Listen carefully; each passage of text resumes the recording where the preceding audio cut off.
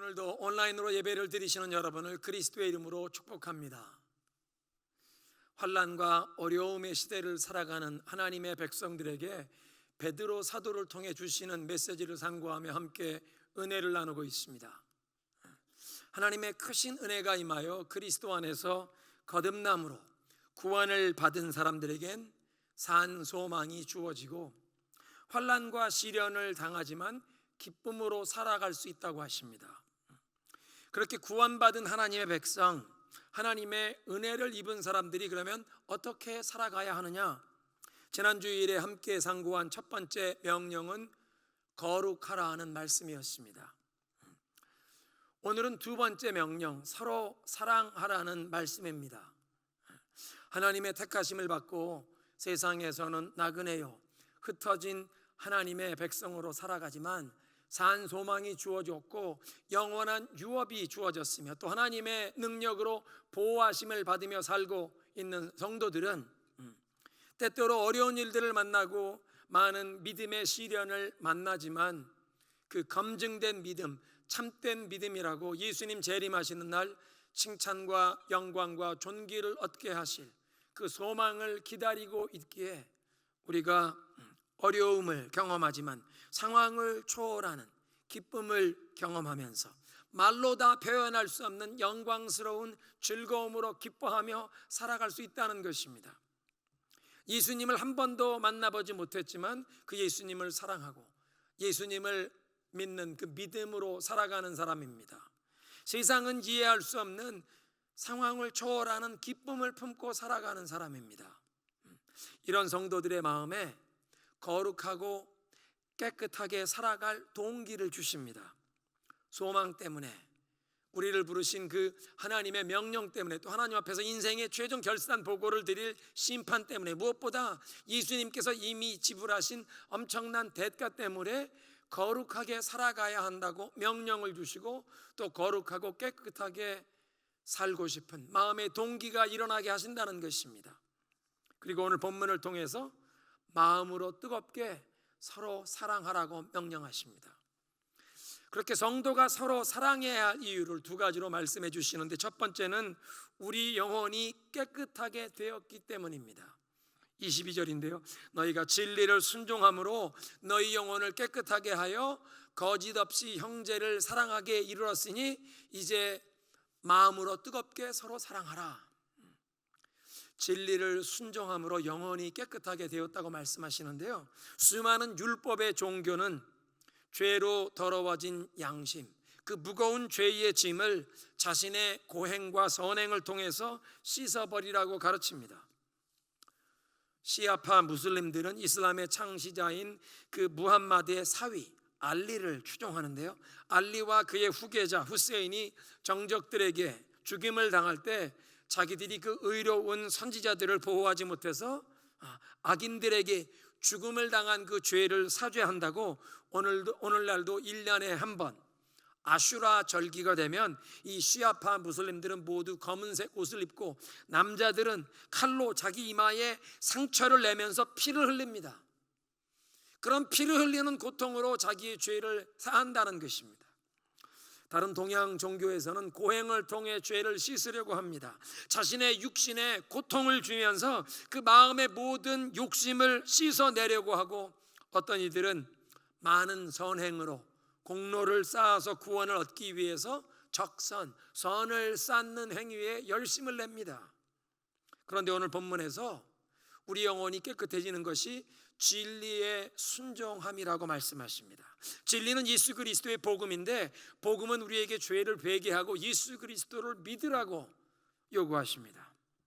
자신의 선행과 공로로는 우리의 영혼을 구원할 수 없고 거룩한 하나님 앞에 설 수 없는 구제불능의 죄인인 것을 겸손히 인정하고 그 죄를 회개하고 하나님의 아들이신 예수 그리스도께서 나의 유일한 구원자가 되시며 소망 되심을 믿으라고 명하십니다. 그러니까 진리에 순종한다는 말은 죄를 회개하고 예수를 믿게 되었다는 뜻인데, 이렇게 회개하고 예수를 믿게 되는 사람은 과거의 모든 죄가 용서함 받고 그 죄가 씻김을 받는 것입니다. 그래서 세례식이 이렇게 회개하고 예수를 믿어 죄가 씻음을 받는다는 것을 상징하는 그런 의식인데요, 이렇게 진리에 복음에 순종하면서 회개하고 예수를 믿으면 지난날의 모든 죄에서 용서함을 받으면서 죄의 권세에서 노임을 받게 됩니다. 여러분, 모든 죄의 권세와 사람을 묶을 힘이 있다는 사실을 아십니까? 예수님께서 말씀하시기를 죄를 범하는 자마다 죄의 종이니라 말씀하셨는데, 죄를 범한 사람이 그 죄의 권세에 묶이게 된다는 뜻입니다. 그런데 복음에, 이 진리에 순종하면서 회개하면 죄의 용서함을 받을 뿐만 아니라 죄의 권세에서, 죄의 그 모든 결박과 묶임에서 노임을 받는다는 것입니다. 영혼이 깨끗해지면서, 그래서 비로소 형제를 거짓 없이 사랑할 수 있게 된다는 것입니다. 죄의 영향에 묶여 사는 사람은 거짓 없이 형제를 사랑할 수가 없습니다. 불가능합니다. 계산된 이기적인 사랑, 자신의 유익과 만족을 구하는 그런 사랑의 행위일 뿐입니다. 아마 부모가 자식을 사랑하는 것이 어떻게 보면 인간의 사랑 가운데 가장 순수한, 숭고한 사랑이라고 할 수 있는데, 그런 부모의 자식 사랑까지도 죄에 오염된 인간의 그 연약함과 인간의 본성을 벗어나지 못하는 그런 어리석은 부분이 있습니다. 그런데 예수 그리스도의 복음에 순종하는 사람은 그 영혼이 깨끗해져서 죄의 굴레가 벗어지고, 복음에 순종하는 만큼 죄의 영향에서도 자유함을 얻고, 상처와 역기능에서 치유함을 받아서 계산과 이기심에 얽매이지 않은 거짓 없는 형제 사랑이 가능해진다는 것입니다. 그래서 이렇게 영혼이 깨끗해진, 죄의 권세, 죄의 영향력에서 자유함을 받은 하나님의 자녀들에게 거짓 없이 형제를 사랑하게 되었으니 마음으로 뜨겁게 서로 사랑하라고 명하십니다. 예수님께서 십자가를 지시기 전에 최후의 만찬석상에서 제자들의 발을 씻겨주시면서 마지막 베푸신 가르침에서도 강조한 것이 바로 서로 사랑하라는 말씀이었습니다. 이 서로 사랑하는 것이 복음에 순종하는 예수님의 제자됨의 징표라고 하십니다. 오늘 예배의 부름인 요한복음 13장에 말씀하십니다. 새 계명을 너희에게 주노니 서로 사랑하라. 내가 너희를 사랑한 것 같이 너희도 서로 사랑하라. 너희가 서로 사랑하면 이로써 모든 사람이 너희가 내 제자인 줄을 알리라. 부모가 자식을 사랑하는 인간의 본능적인 사랑이나 아직 죄의 권세에서 벗어나지 못한 세상 사람들의 이기적인, 계산적인 그런 제한적인 사랑이 아니라 예수님께서 우리를 사랑하신 것과 같은 아가페 사랑, 자기를 온전히 내어주는 진정한 이타적인, 자기 희생적인 그 아가페 사랑이 가능해진다고 말씀하십니다. 진리에, 복음에 순종하는 사람들은 영혼이 깨끗해지고 죄의 권세에서 노임받아서 이런 아가페 사랑으로 거짓 없이 형제를 사랑할 수 있게 된 줄로 믿습니다. 두 번째로 성도가 서로를 사랑해야 할 이유를 23절에 거듭났기 때문이라고 말씀하십니다. 거듭나서 하나님의 자녀라는 새로운 신분이 주어졌는데, 그 하나님의 자녀라는 새로운 신분 가운데 이제 하나님의 권속, 하나님의 가족 안에서 이 새로운 관계 안에 살아가기 때문에 다른 하나님의 자녀들을 향한 사랑, 성도를 향한 사랑이 우리 마음속에 생겨나게 된다는 것입니다. 우리 지난주에 함께 생각했던 14절의 말씀에 우리를 순종하는 자녀라는 그런 새로운 이름을 부르시는데, 하나님의 뜻과 말씀에 순종할 수 있는 새로운 능력, New nature, 새로운 기질과 새로운 영적인 성향이 우리 속에 생겨났다는 사실을 그 말씀을 통해 깨우쳐 주십니다. 부전자전, 자녀는 아무쪼록 부모를 닮아가야 하는데 우리를 부르신 하나님 아버지를 닮아가기 위해 지난주의 말씀, 너희를 부르신 하나님 아버지의 거룩하심을 따라서 너희도 모든 행실에 거룩하게 되라. 첫째는 하나님의 거룩함을 닮아가는 것이고, 두 번째는 하나님의 사랑을 우리도 닮아가야 할 줄로 믿습니다. 하나님께서 크신 긍휼을 베푸셔서 그리스도 안에서 우리가 거듭나게 되었다. 그러니까 하나님 아버지의 사랑이 먼저 우리에게 주어져서 우리가 거듭나게 되었기에, 이제 우리를 거듭나게 하신, 우리를 먼저 사랑하신 그 하나님 아버지의 사랑을 닮아 우리도 사랑해야 한다는 것입니다. 오늘 말씀해 보니까 우리의 영혼이 거듭나게 된 것이 하나님의 말씀으로 거듭나게 되었다고 하십니다. 23절에 너희가 거듭난 것이 썩어질 씨로 된 것이 아니요 썩지 아니할 씨로 된 것이니 살아있고 항상 있는 하나님의 말씀으로 된 것이니라. 죄인을 거듭나게 하시는 것은 성령이 이루시는 신비한 역사인데, 성령께서 하나님의 말씀을 우리의 영혼이 새롭게 태어나는 그 놀라운 신비한 역사의 도구로 사용하십니다. 썩어질 씨가 아니라 썩지 아니할 씨, 부패하거나 오염되지 아니하는, 썩어 없어지지 아니하는 영원한 하나님의 말씀이 인간의 영혼을 거듭나게 하는 씨앗이라고 말씀하십니다. 예수님께서도 마태복음 9장에 이 씨앗에 빛이 뿌리는 비유에 씨앗은 하나님의 말씀이라고 하십니다. 돌비에 글을 새겨두면 세월이 흘러가면서 비바람에 그 새겨진 글씨들이 흐려집니다. 천하를 호령하던 정복자 통치자들의 말과 글들이 아무리 돌비에 새겨두었어도 세월이 흐르면서 유실되어 잊혀졌습니다.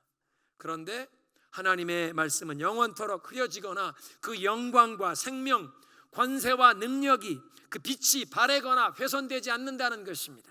시편 19편에 이런 말씀을 하십니다. 하늘이 하나님의 영광을 선포하고 궁창이 그의 손으로 하신 일을 나타내는도다. 날은 날에게 말하고 밤은 밤에게 지식을 전하니 언어도 없고 말씀도 없으며 들리는 소리도 없으나 그의 소리가 온 땅에 통하고 그의 말씀이 세상 끝까지 이르도다. 온 우주 만물을 하나님께서 말씀으로 창조하셨기에 지금도 이 우주 만물이 하나님의 지으신 하나님의 창조의 솜씨와 그 지혜와 능력을 선포하고 있다는 것입니다. 지금도 우주 공간에 하나님의 말씀이 울려 퍼지고 있다고 말씀하십니다. 그래서 시편 기자는 하나님의 영광이 온 천하에 가득 찼다고 고백하는 것입니다. 믿음의 시각으로 바라보는 사람의 눈에는 온 천하에 하나님의 영광이 가득 찬 것이요, 믿음의 귀로 귀 기울이는 사람의 귀에는 온 천하에 하나님의 영광을 찬양하는 그 찬송이 가득 찼다는 것입니다. 그래서 하나님의 말씀이 오늘도 세상 끝까지 선포되고 메아리치고 있는 것입니다. 지금 우주의 이 질서, 코스모스라는 말은 질서가 있는 우주의 체계를 뜻하는 말인데요, 이 코스모스, 질서가 있는 이 우주의 체계, 하나님의 능력의 말씀이 붙잡고 계시다고 히브리서 1장 3절에 말씀하십니다. 태양과 지구가 충돌하지 않고 우주 공간에 수만 개의 이 별똥, 혹성이 날아다니는데도 우리 사람들이 살고 있는 이 지구에 와서 그것이 충돌하지 않는 것이 하나님의 능력의 말씀이 우주의 질서를 유지하고 계심이라는 뜻입니다. 여러분 자동차에 또는 여러분 스마트폰에 이제 GPS로 길찾기 기능을 사용하고 계신데, GPS는 지구의 궤도를 돌고 있는 24개의 인공위성의 시그널을 받아서 우리의 현재 위치를 파악하며 사용합니다. 35개의 위성을 띄워놓고 그 중에서 24개를 항상 동시에 사용해서 현재 우리의 위치를 파악하는데요, 지금 공중에 떠 있는 그 GPS에 사용하는 35개 위성 외에도 수백 개의 인공위성 외에 우주선을 발사할 때마다 생겨나는 그 파편 조각, 고장난 인공위성 조각 등 수십만 개의 이 작은 조각들이 이 지구 주변의 궤도를 돌고 있는데, 미국 항공우주국에서 이런 우주 공간의 쓰레기, 파편 조각의 그 위치와 비행 속도까지 다 추적하고 계산하면서 현재 사용 중인 인공위성과 충돌하지 않도록 필요할 때마다 지금 날아가고 있는 인공위성의 현재 위치와 방향을 조금씩 수정하면서 이 파편 조각들을 피하고 있다는 사실을 아십니까? 작은 파편 조각이지만, 손보다도 작은 파편 조각이지만 시속 수백 킬로, 수천 킬로로 비행하고 있기 때문에 한번 충돌하면 인공위성이 파괴되는 것입니다.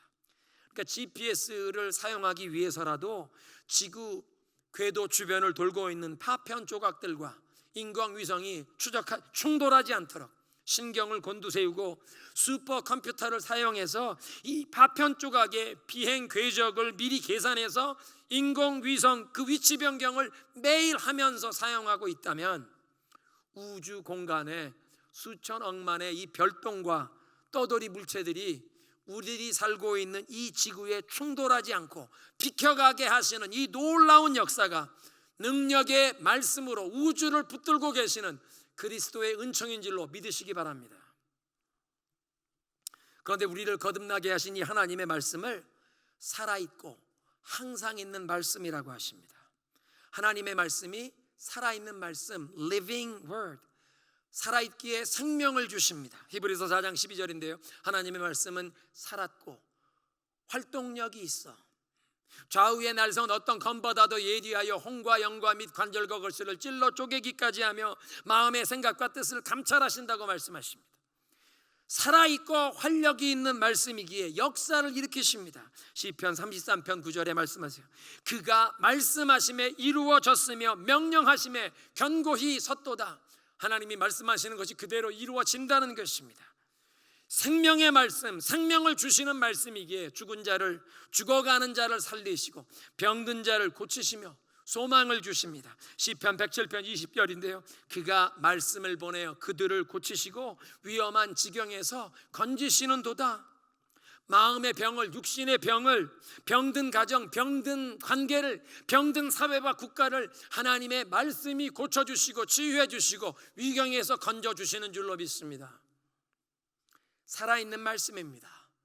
그리고 항상 있는 말씀, enduring word, 영원히 사라지지 않고 계속 남아있을 그 말씀이신 것은 그 말씀을 하신 하나님께서 영원하신 하나님이시기에, 영원히 계신 하나님이시기에 하나님의 말씀도 영원하다는 것입니다. 무엇보다 그 하나님은 신실하신 하나님, 한번 말씀하신 것을 반드시 시행하시는 진실하신 하나님이시기에 또 말씀하신 것을 시행할 수 있는 능력이 무한하신 전지전능하신 하나님이시기에 그 하나님의 말씀은 조금도 변경이 되거나 하나님의 말씀이 취소되는 경우가 없습니다.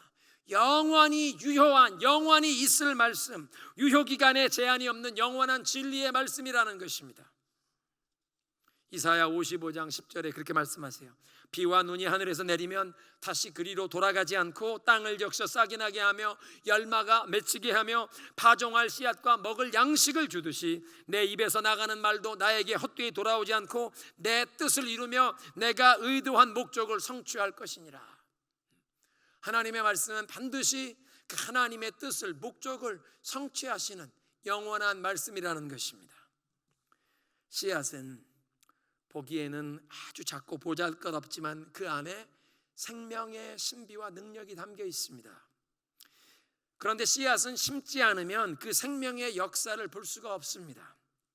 씨앗이 심겨질 때 싹이 나고 자라면서 큰 나무가 되기도 하고 풍성한 열매를 결실하기도 합니다.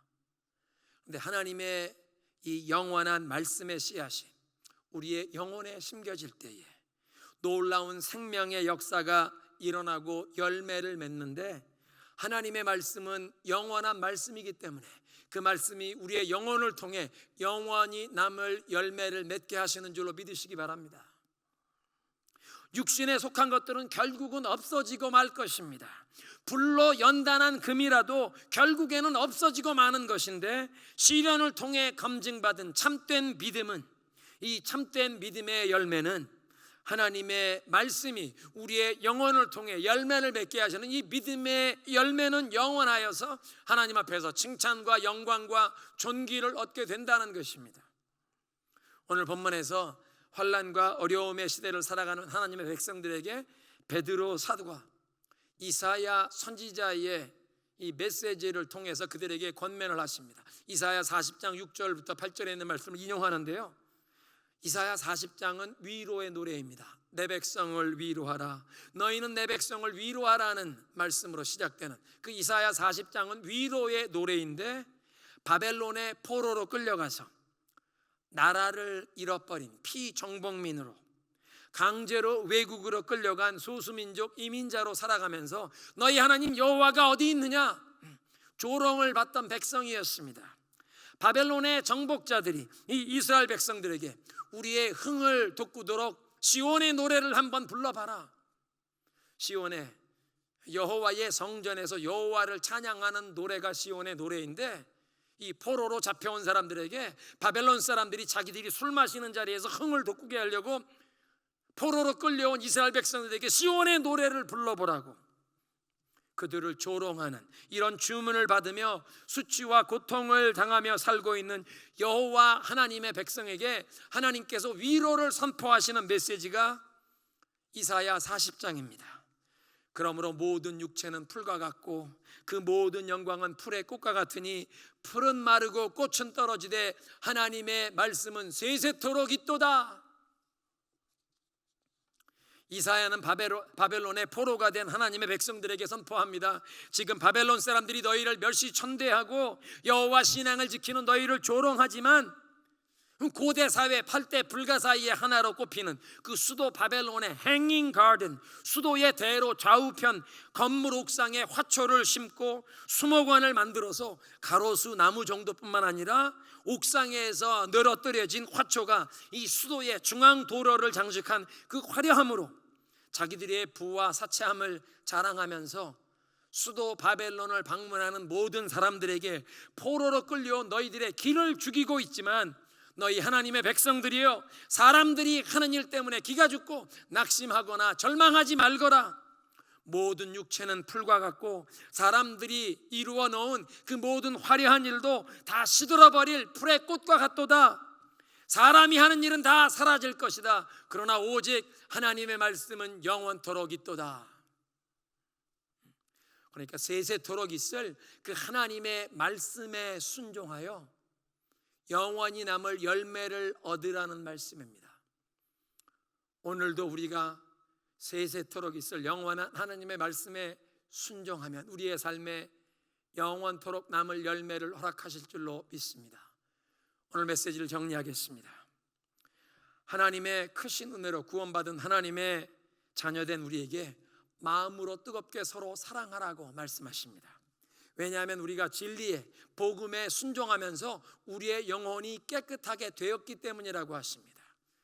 복음의 그 진리, 죄를 회개하고 예수님을 믿으라는 그 말씀에 순종할 때 우리가 죄사함을 받고 용서함을 받으면서 죄의 권세에서, 죄의 그 모든 결박에서 노임을 받아 우리의 영혼이 거짓 없이 형제를 사랑할 수 있는 자유함을 얻게 되었다는 것입니다. 우리 영혼이 깨끗하게 되었기에 이제 예수님께서 우리에게 보여주신 그 아가페 사랑으로 서로 사랑하되 마음에서부터 뜨겁게 사랑할 수 있게 되었다고 말씀하십니다. 두 번째로 우리가 거듭났기 때문에 서로 이렇게 사랑하라고 하십니다. 하나님의 자녀가 되어 이제 하나님 아버지를 닮아가야 하기에 우리를 자녀로 부르신 하나님의 거룩하심을 닮아갈 뿐 아니라 이제 우리에게 크신 긍휼을 먼저 베푸신, 크신 사랑을 베푸신 그 하나님 아버지의 사랑을 닮아가는 거듭난 하나님의 자녀로 사랑하라고 하십니다. 특별히 우리가 거듭나게 된 것이 살아있고 항상 있는 하나님의 말씀으로 거듭나게 되었다고 말씀하십니다. 살리시는 말씀, 생명을 주시는 말씀입니다. 놀라운 역사를 이루시는, 우리를 치유하시고 위경에서 건져주시는 말씀이십니다. 뿐만 아니라 영원토록 있을 말씀. 사람들이 하는 모든 이 세상의 일, 육체에 속한 일들은 결국은 다 사라져 버릴 것이라고 말씀하십니다. 모든 사람들은 풀과 같고 사람들이 하는 모든 화려한 일도 풀의 꽃과 같지만, 풀은 마르고 꽃은 떨어지지만 그러나 하나님의 말씀은 영원하기에 우리가 오늘도 하나님의 말씀에 순종할 때 우리의 삶 가운데 영원히 남을 열매를 허락하실 줄로 믿습니다. 우리 함께 이 시간 기도하겠습니다. 하나님께서 진리에 순종함으로 우리의 영혼이 깨끗해졌다고 하시는데, 하나님 오늘도 진리의 복음에 순종하며 우리의 삶의 모든 죄의 권세에서, 죄의 이 상처와 역기능에서 온전히 자유함을 얻게 하셔서 우리의 삶이 정말 하나님의 말씀에 순종하며 이 하나님의 사랑의 모습을 닮아가게 하옵소서. 또 우리가 하나님의 사랑을 받아 거듭나 하나님의 자녀가 되었기에 하나님의 그 사랑을 담기를 원합니다. 살아있고 항상 있는 하나님의 말씀, 우리의 영혼을 살리시고 우리의 삶의 모든 죽어가는 상황 가운데서도 그 말씀으로 우리를 치유하시고 건져주시고 우리를 새롭게 하시는 그 하나님의 말씀, 항상 있을 영원한 말씀, 그 말씀에 순종할 때 우리의 삶에도 영원한 열매를 얻게 하실 하나님의 그 말씀으로 역사하여 주옵소서. 함께 기도하겠습니다.